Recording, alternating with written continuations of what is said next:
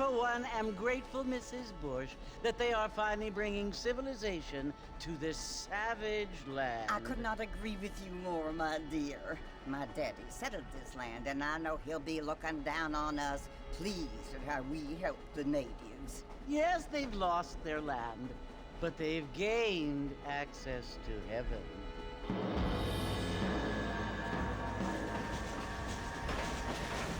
But Father, do you mean unless an innocent receives communion, they're destined to go to hell? That hardly seems fair. What I mean to say, Jenny, is that there is a great deal of difference between an innocent and a savage. I never thought of it that way. Yes, they lived like animals, but they're happier now.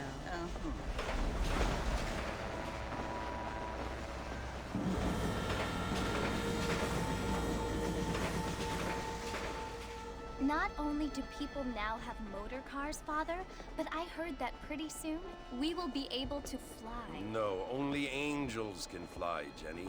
No, apparently people can fly. Didn't you hear? Out in Kansas, a man even got a car to fly. I hardly think so, Jenny.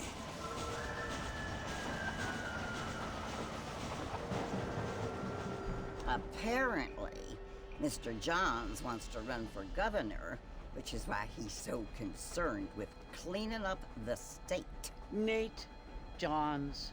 Yes. His family is nothing but hillbilly trash that came here after the war. I don't want to be judgmental, but this state should not be ruled by such a disgusting family. A family without class. Apparently. The Johns family have made a lot of money, and he has a lot of friends in politics. Mrs. Bush, money isn't everything. There are many things that money cannot buy. It seems that money can buy voters, though.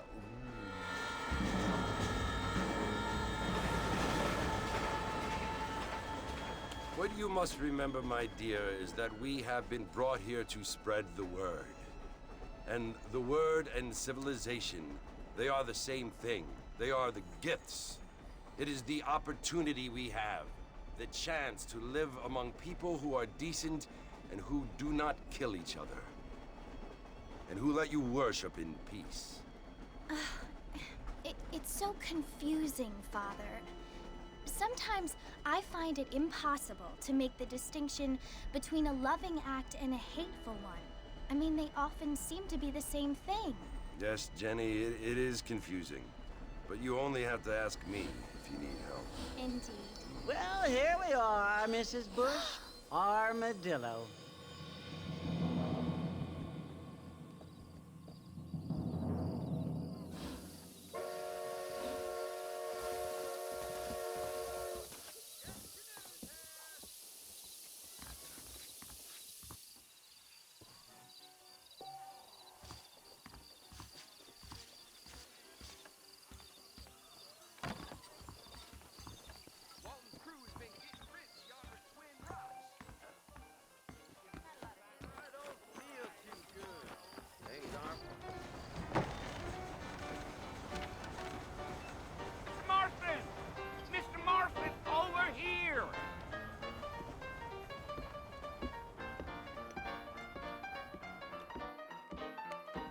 You must be John Marston.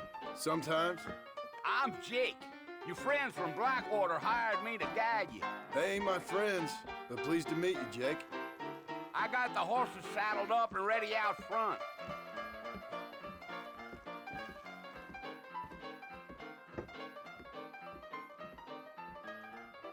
You might be right, but I doubt it. Just go down. Well, anyway.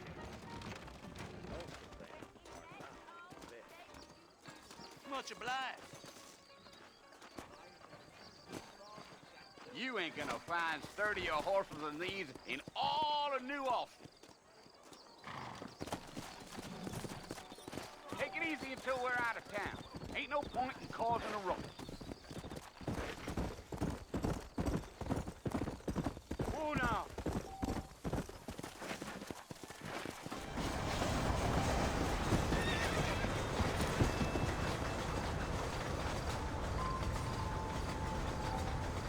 So it's Fort Mercy you want to visit? That's right. Ain't taking taken nobody up to the fort in a long time. Strange place for a decent fella to want to visit, if you don't mind me saying. Who said I was a decent fella? It's been abandoned for years now. Folks say it was built during the Mexican War. What kinds of soldiers around back then? Why'd they leave? Well, I ain't entirely sure. I heard they had to go up north to fight Indians, or maybe they got tired of being soldiers and went looking for gold. You know how things is. So what are you doing up at the fort? I'm looking for an old friend. Well, like I says, you ain't gonna find many folk around those parts these days. Those you do find are about as sociable as an old serrated back tooth. I mean, I ain't one to judge a man by the company he keeps, but... Well, he ain't been friends for a long time.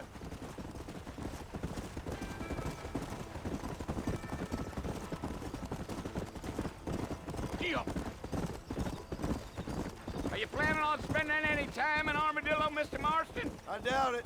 I ain't planning on staying very long. Well, if you're fixing for some female company, you can do a lot worse than Armadillo. Fine as cream gravy they are. Not like Thieves' Landing. Dang, those girls ain't even fit for a drinking man to hole up with. I'm a married man, I'm afraid. Ain't we all?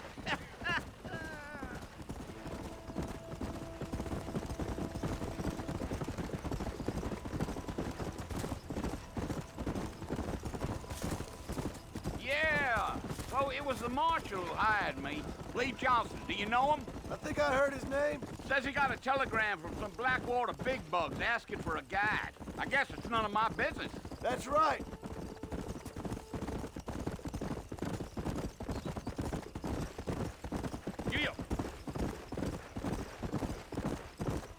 You ain't very talkative, are you? Nope. I'm just chewing the dog, mister. It's how I am. I don't mean nothing by it. Trust me. There's things you're better off not knowing. Yeah. Damn coyotes. What a waste of good meat. Not far now, Mr. Marston. The fort's just over this hill. Yeah. Come on. Listen, mister. This here is what's left of Fort Mercer. Some gang rode in and took the place over. So I understand. This is where we part ways, friend. You have yourself a good time.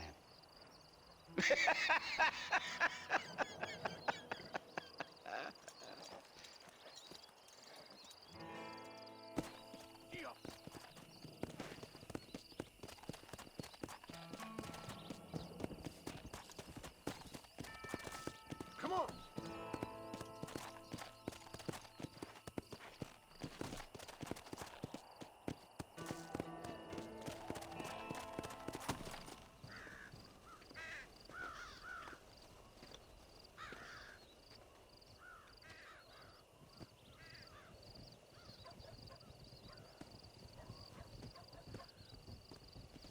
Bill! Bill, I've come for you! Bill Williamson!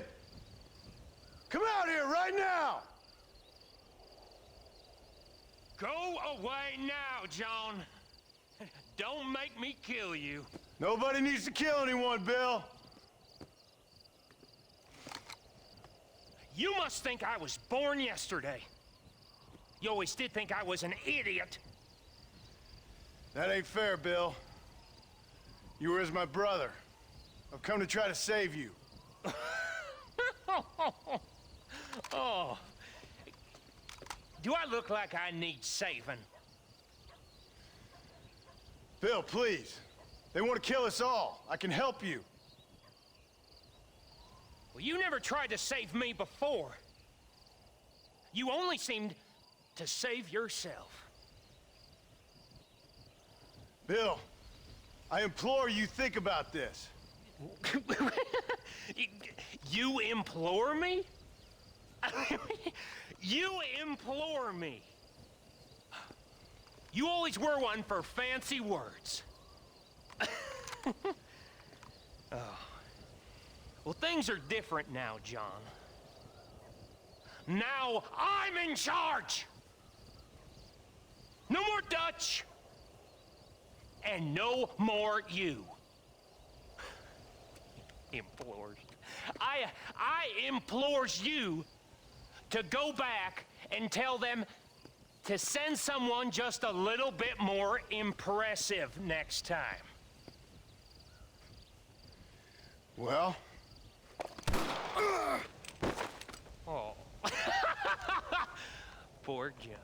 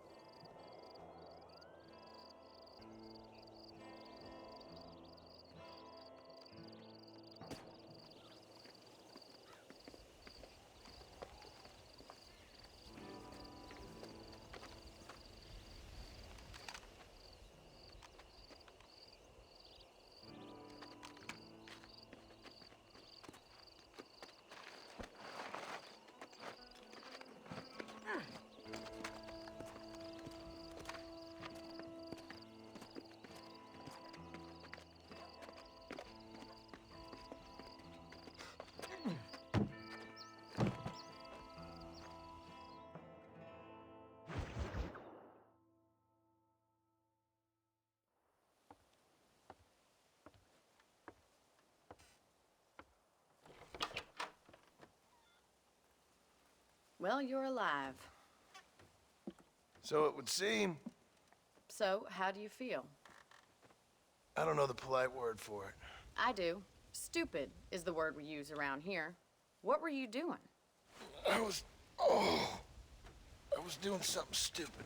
Well, you'll be okay. Once you didn't die, the doctor said you'd be fine. He got the bullets out a couple days ago. Good. It cost us $15. I'm sorry, madam. Should have left me there to die. Did you want to die? I mean, was that it? Was that why you went straight out to Fort Mercer and picked a fight with the worst bandit in the county? To die, Mr. Mr. Marston. John Marston. Bonnie McFarland. Miss Bonnie McFarland. Well, you may be right, Miss McFarland. I don't know. Huh. So what were you doing? I was trying to give Mr. Williamson a chance. For old time's sake. You know Bill Williamson? Knew him. Long time ago. Well, what was he like? Dumb. Just like you. Thank you, miss. You see my hat? I have. And, what will you do now? Now I'm gonna take my time and go after him the less kind way. Well, that sounds very fun, Mr. Marston. Quite heroic, just like in those penny dreadfuls my brother used to read. Meanwhile, if you'll excuse me, I've got a ranch to run. Of course, if you're feeling better, why not take a ride with me later and help me patrol the perimeter? You can earn back some of that money we wasted on doctor's bills. Of course. And thank you for saving my life, I mean.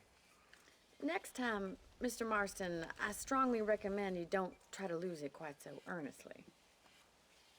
I'll bear that in mind.